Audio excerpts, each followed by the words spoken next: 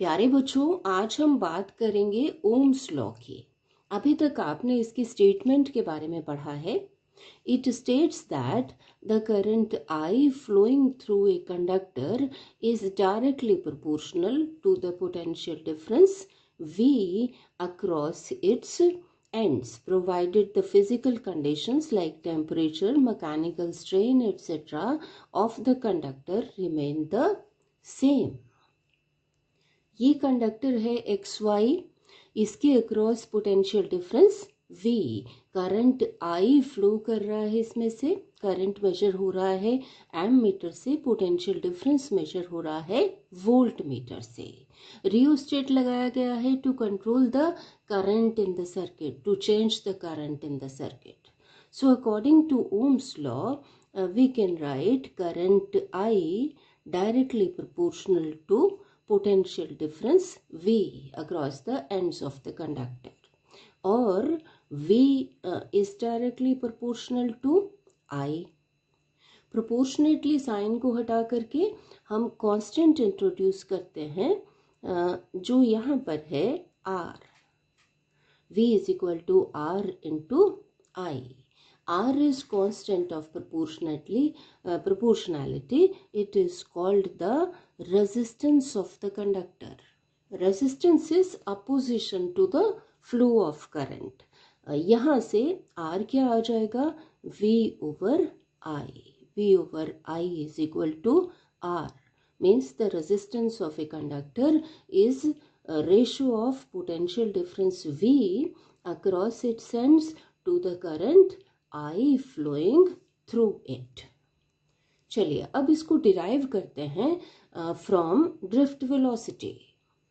पिछले वीडियो में हमने डिराइव किया था relation between current and drift velocity. ये है I is equal to N E A V D। यहाँ करंट है I flowing through the conductor XY when potential difference V is applied across it. N is the number density of electrons or the number of electrons per unit volume of this conductor. E is charge on an electron. A is area of cross section of the conductor.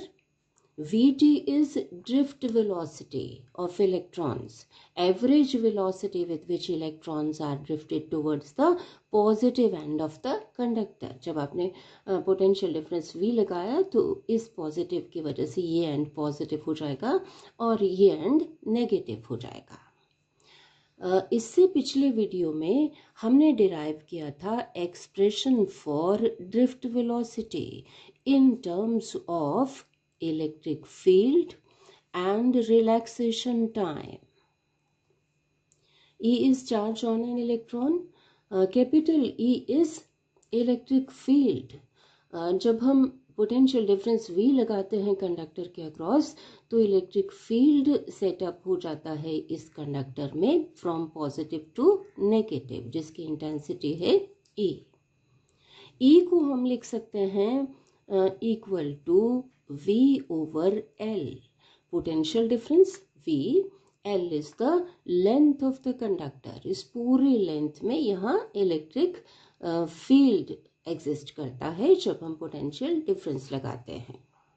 अब इस E की value को यहाँ substitute कर देते हैं। VD कितना आ जाएगा? E इंटू E की जगह V ओवर L, ये M into tau. Tau is relaxation time, average time between two successive collisions of the electrons in the conductor. अब इस Vd के वैल्यू को हम सब्स्टिट्यूट कर देंगे इस इक्वेशन में। I is equal to N E into A, Vd की जगह ये EV over M into L into tau। हम फाइंड आउट कर लेंगे I ओवर V। हमारा एम क्या है? To find out V over I.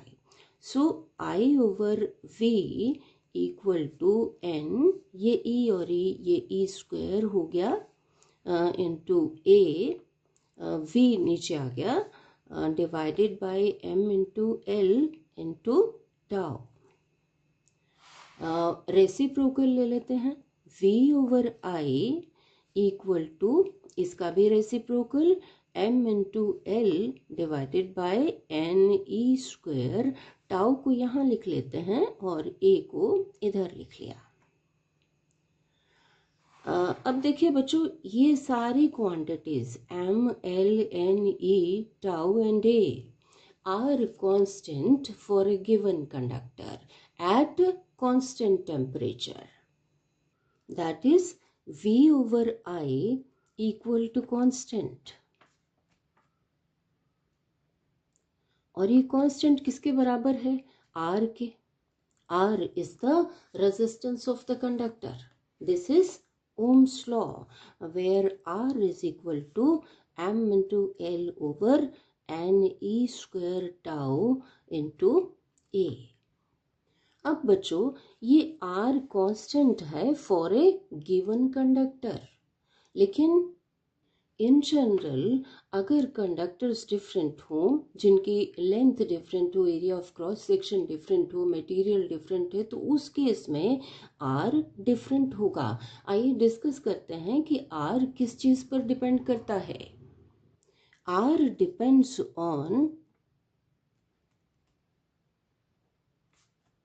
यहाँ से क्लियर है कि R depends upon L, length of the conductor. R is directly proportional to L।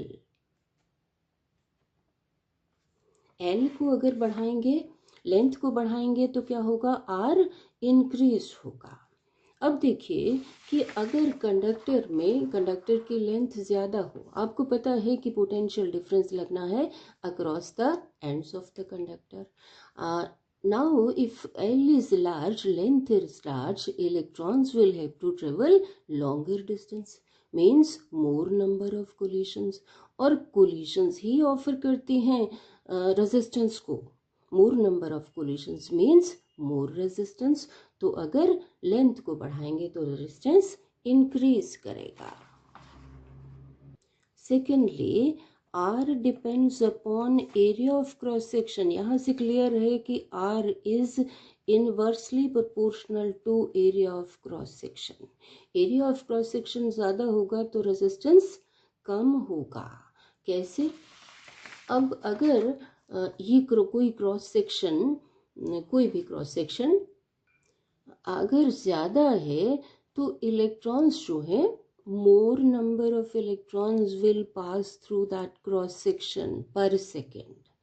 अब करंट क्या होता है? Charge over time. अगर ज़्यादा इलेक्ट्रॉन्स पास करेंगे किसी क्रॉस सेक्शन में से इन यूनिट टाइम, तो मीन्स ज़्यादा चार्ज पास हो रहा है। मोर charge means more current, and more current means less resistance. Means अगर हम एरिया ऑफ क्रॉस सेक्शन को बढ़ाएंगे तो करंट, तो रेजिस्टेंस जो है वो डिक्रीज होगा। नंबर 3, हम इनको कंबाइन करके लिख लेते हैं। R directly proportional to L over A। Proportionately sign को हटा करके हम लिखते हैं constant rho. Rho is the resistivity of the material of the conductor. Rho into L over A. अब अगर हम इस इक्वेशन को और इस इक्वेशन को कंपेयर करें, इधर R, ये R, L ओवर A, इधर L ओवर A, तो ये क्या हो गया? ये हो गया equal to rho. Rho is equal to M into m over n e square tau, resistivity of the material of the conductor.